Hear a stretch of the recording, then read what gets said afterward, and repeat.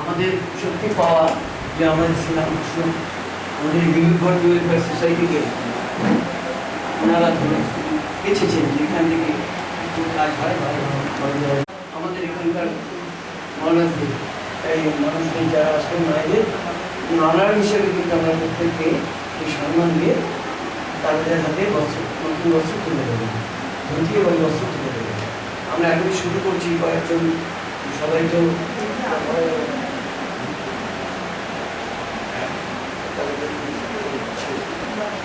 আমরা বাইরে থেকে যারা বলেছেন 1 নম্বর থেকে একজন করে ডাকবেন, আপনি আসবেন ভেতরে নিয়ে তারপরে যাবেন।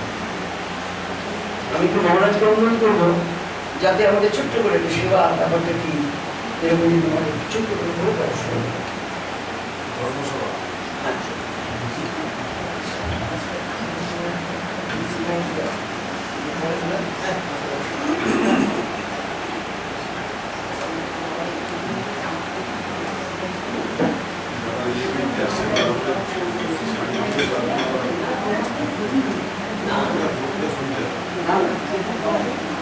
কেন আমরা করছি তোমার একজন তো দেখ যে জানিস সে দেখ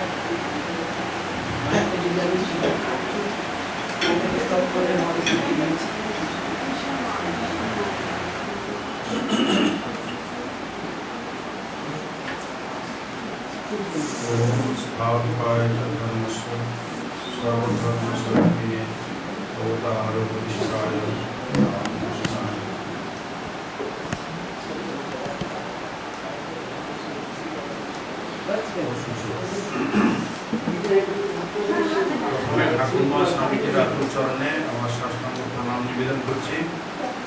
এখানে বেহালা বিবেক ভারতীর সমস্ত সদস্যদের আমরা আন্তরিক শুভেচ্ছা শ্রদ্ধা ও নমস্কার জ্ঞাপন করছি।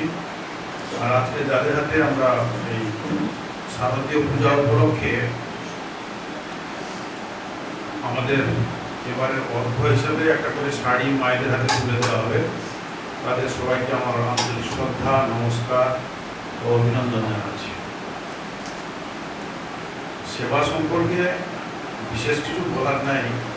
স্বামী বিবেকানন্দ পাশ্চাত্য থেকে ফিরে এসে 1897 খ্রিস্টাব্দে 1 মে এই সংঘের স্থাপনা করেন রামকৃষ্ণ মিশন। আর তার ঠিক পরে এই 1897 খ্রিস্টাব্দে 1 মে সংঘ স্থাপন হলো এবং 15 মে স্বামী অখণ্ডানন্দ মুর্শিদাবাদের মোহনা গ্রামে রিলিফ শুরু করলেন। এই রামকৃষ্ণ মঠ স্থাপনের প্রথম পর্যায়ে যে রিলিফ শুরু হয়েছিল সেটা হলো মুর্শিদাবাদ, এবং সেটা একটা প্রথমেই একজন মুসলমান মেয়েকে দিয়েই সে রিলিফ শুরু হয়েছিল। এবং অখণ্ডানন্দজি কয়েকজন অনাথ বালক বালিকাকে বালকদের রেখে একটা ছাত্রাবাসের মতো তৈরি করেছিলেন। এবং এই যে আমাদের যে মতো আত্মন মোক্ষার্থম জগৎ হিতায় চ, নিজের মুক্তি এবং জগতের কল্যাণ, এটাকে সামনে রেখে মহারাজ সেই দুস্থ অনাথ ছাত্রদের নারায়ণের মতো সেবা পূজা করতেন। তাদের খাওয়া দাওয়া বাসস্থান, এমনকি তাদেরকে যখন স্নান করাতেন নিজেই নাকি স্নান করাতেন আছে।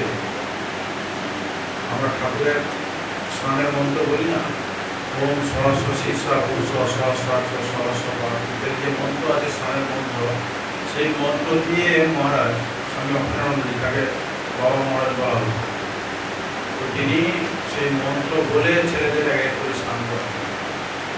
তো দৃষ্টিভঙ্গি যে মানুষের মধ্যে সেই নারায়ণ বিরাজ করছেন বা বিরাজিত আছেন, আর আমরা সেই নারায়ণের সেবা করছি, এই দৃষ্টিভঙ্গি নিয়ে মহারাজের সেবা, সেই সেবাই এখন অবধি চলে আসছে। তারপর আমরা জানি তো মিশন স্থাপনা হওয়ার অনেক আগেই ভগবান শ্রীরামকৃষ্ণ দক্ষিণেশ্বরে আছেন। তার ওই ঘরে বসে ভক্তের সঙ্গে কথা বলতে বলতে বলছেন যে বৈষ্ণবদের জীবে দয়া, নামে রুচি, বৈষ্ণব পূজন, এই তিনটা আছে। বৈষ্ণবদের যে মূল আদর্শ জীবে দয়া, বৈষ্ণব পূজন আর নামে রুচি। তো এটা বলতে বলতে বলছেন জীবে দয়া তুই সেবা, জীবে দয়া করার কে? শিব জ্ঞানের জীব সেবা।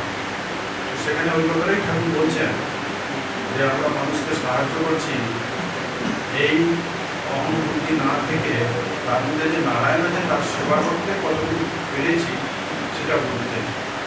তো স্বামীজি পরে সেটাই ওখান থেকে বেরিয়ে এসে বলছেন যে তো সবাই তো জানেন যে ভগবান যদি কোনোদিন দিন দেয় তাহলে এই কথাটা কার্যে পরিণত করে দেখো, এই শিব জ্ঞানের জীব সেবা।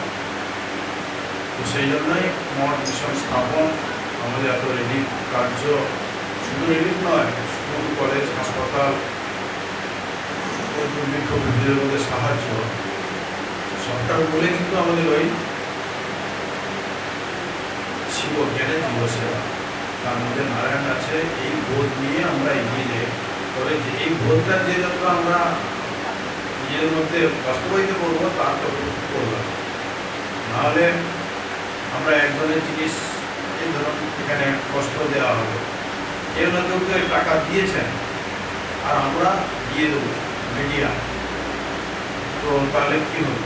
এই জন্য সারদামন্দির মাস তখন দিনে বলছেন একটা পার্টি মন্ত্রী মিদনাপুরে রিলিফ করতে গেছেন, তো সাধু ব্রহ্মচারী ইত্যাদি রিলিফ করতে গেছেন। তো ফিরে আসতে তারা মহারাজের কাছে এসছেন, বসছেন, মহারাজ রিলিফের সব সংবাদ নিচ্ছেন। তো মহারাজ বলছে তোরা কী রিলিফ করলে? তো সবাই বলছে, কেউ বলছে বাসন দেওয়া হয়েছে, কম্বল দেওয়া হয়েছে, চাল ডাল দেওয়া হয়েছে, খিচুড়ি দেওয়া হয়েছে, যা যা দেওয়া হয়েছে সব বলছে। তোমরা আর কি দেওয়া নেই? সবাই চুপ হয়ে আবার কি দেবে? বলছে ওগুলো তো একজনের জিনিস আর একজনকে দিয়েছো, মানে পরের জিনিস পরকে দিয়েছো, তোমরা কি দিয়েছো? তোমরা যদি তোমাদের অন্তর থেকে ভালোবাসাটুকু দিয়ে থাকো, ভালোবাসার সঙ্গে যদি তাদের হাত কিছু ধুয়ে দিতে পেরেছ, তাহলে এই রিলিফ সার্থক এবং তোমাদের জীবন সার্থক। তো ওই আপনি বলছেন না, গরু এমনি খায়, জাপ খায়, তো যাদের সঙ্গে চিটে মেশে দিলে সেটা কাপ কাপ করে খায়। তো আমাদের যে নারায়ণ সেবা, নারায়ণ বুদ্ধিতে যদি সেবা করতে পারি তাহলে সেবাটাও ঠিক হবে। সেই জন্য আমরা যে দিচ্ছি, যারা নিচ্ছে, গ্রহণ করছে, তারা যদি গ্রহণ না করতো তাহলে আমাদের দেওয়াটাও কোনো কাজে লাগবে।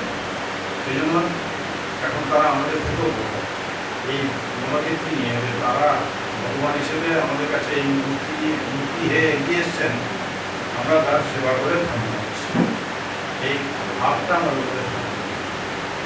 আর যারা নিচ্ছেন তারাও মনে করবেন যে ভগবান আমাদের সেই উপরের থেকে, ভগবানই এনাদের মধ্যে থেকে আমাদের একটা পাইয়ে দেওয়ার ব্যবস্থা করেছে।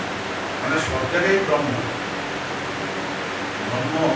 যে আমরা খাওয়ার সময় মন্ত্র বলি না, যে খাচ্ছে সেও ব্রহ্ম, যে খাওয়াটা খাচ্ছে সেও সেটাও ব্রহ্ম, যে দিচ্ছেন তিনিও ব্রহ্ম।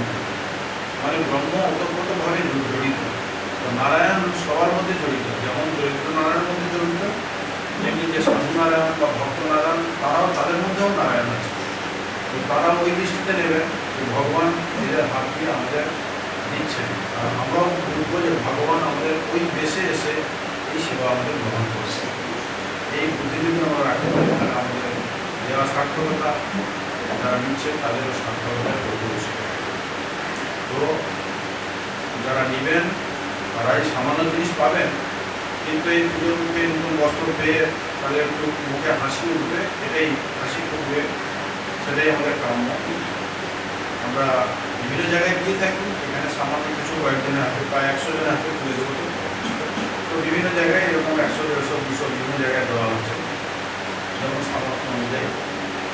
তো মায়েদের বলছি যারা পাবেন, যেটাই হাতে আসবে দেওয়া হবে নেবেন, তাহলে আপনারা সন্তুষ্ট হলে আমরাও খুশি হব। তাহলে একটা দেওয়ার পরে যদি পাল্টাপাল্টি করেন, একজন পাল্টাতে চাইলে আরেকজন পাল্টাবে। সেই জন্য যেটা ঠাকুরের ইচ্ছায় আসবে সেটাই শ্রদ্ধা সহকারে নিয়ে আপনারা আনন্দে থাকবেন। সবাইকে আবার শুভেচ্ছা, অভিনন্দন, নমস্কার।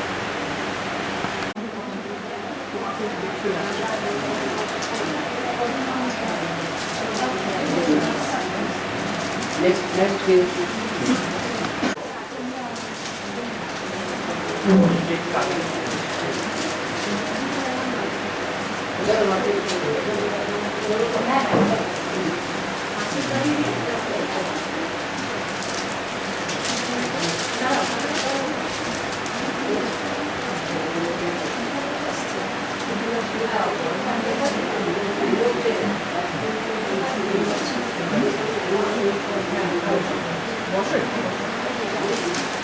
একটু বসে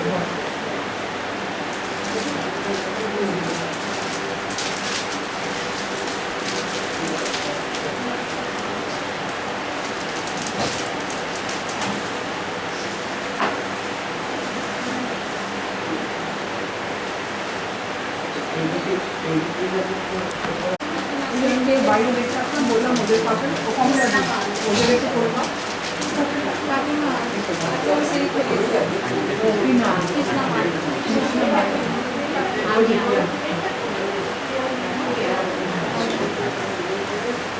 পরের জনকে ডেকে নাও, আমি পুজো দিচ্ছি। পরের জনকে ডেকে নাও। ছেলে এসছে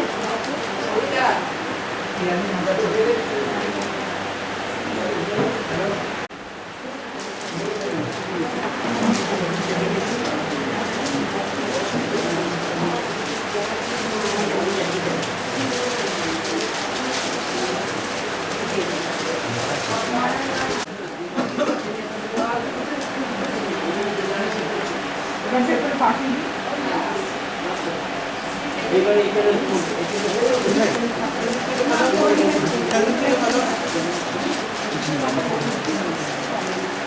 ঠিক আছে।